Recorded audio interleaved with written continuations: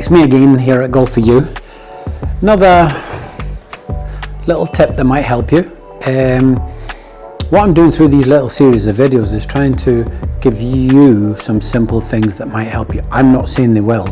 I'm not one of these cure-all, if you do this, you're going to be the best player in the world in the next 6 months. That's not. You've got to kind of figure out through your practice or having lessons is the type of things that's causing you the biggest problems for your ball striking, okay? And distance and direction and all sorts of stuff, but where this thing is, yeah?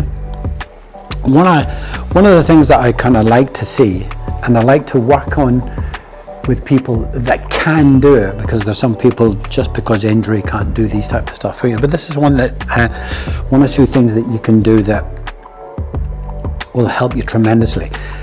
Another, I use the word epidemic, I see in golf, where people come in for lessons, see it on the golf course. It's a thing called, where I come from, it's called humping the goat, but it's L extension. And what L extension is basically is when you're coming into the ball because of certain types of movements. Now, this can be caused by lack of mobility, sedentary lifestyles, sitting in an office, driving a car all day, that your body and your hips and your back doesn't allow you to do that kind of professional rotational thing coming through in here.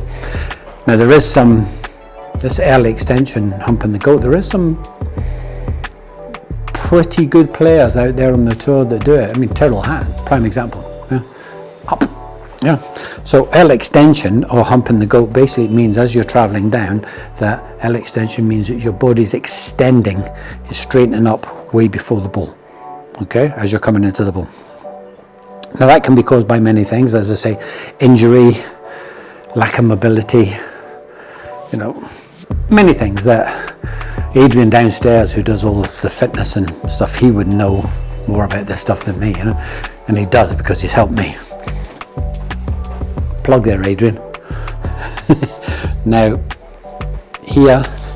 where I see a lot of it happen is the way the feet work, so people move towards the toes and they're getting too close to the ball, so they lift up. Now the damage that L extension has is, again, affects your strike, and it's taking the club, and if you imagine ball's here and I move up towards it, well, the shaft's going to lift up, the toe of the club's going to go down, so I'm going to get some really funky strikes and move in the middle of the club. In my idea, we all want it coming down something like this, and if you've got a bit of an L extension, it's there, so it's getting pulled towards you and up. Horrible feeling.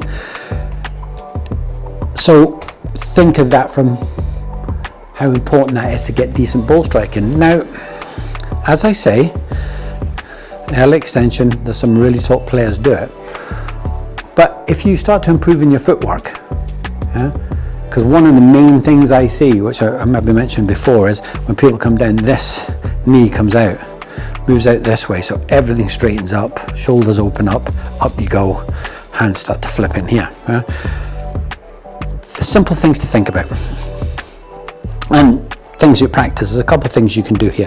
Is if you kind of, what I'm saying, if you just, what you're really trying to do is try and keep on your right foot, feel as though you can bank in on it. And what I mean by banking in is keeping the heel out in front of the toe.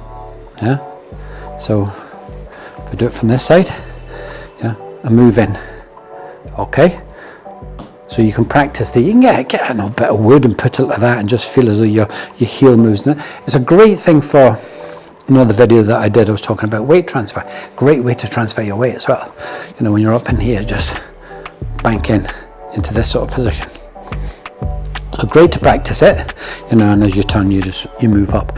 What you see is, what I'm trying to get a lot of people to avoid doing, because it is catastrophic with your ball striking, is when they get up in here, this starts to go out and then spins like that. You see what it's doing to my body, So club's here, I'm okay, into the position that somebody says is good, and then all of a sudden on the way down, instead of moving this way and round, I'm moving up and out.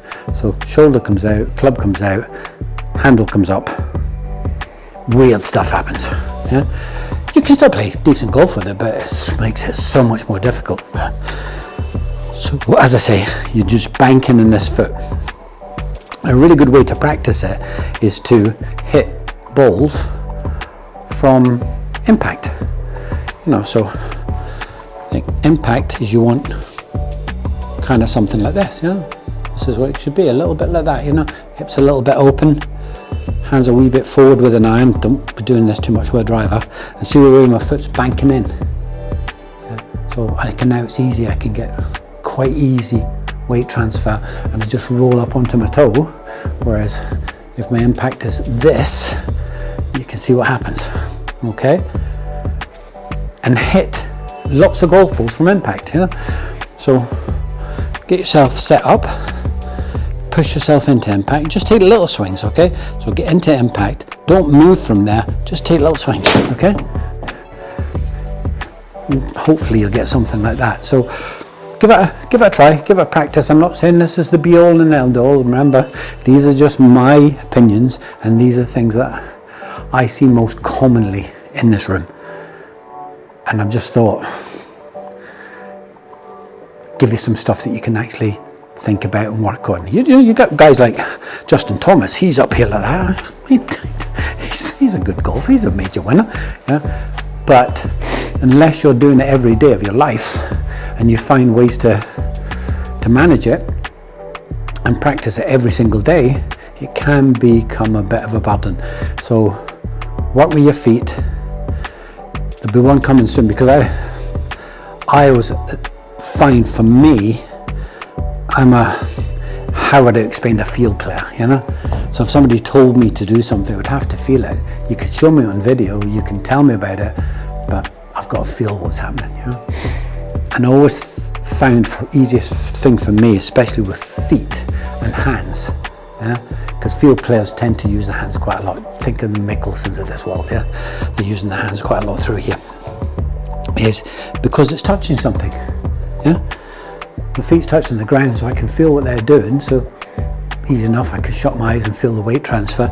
And where my hands are, I'm feeling what the grip's doing. A lot of people, when they're hitting shots, how they control the head will control the grip, because that's where your hands are. But that's maybe a different video, because that is something grip can affect so much. And I'll be doing one of them soon. It's because there is no perfect grip, and I don't want to tell you there's a perfect grip, but I'm going to tell you the things that you can expect to happen, or that if you change certain things, it may help.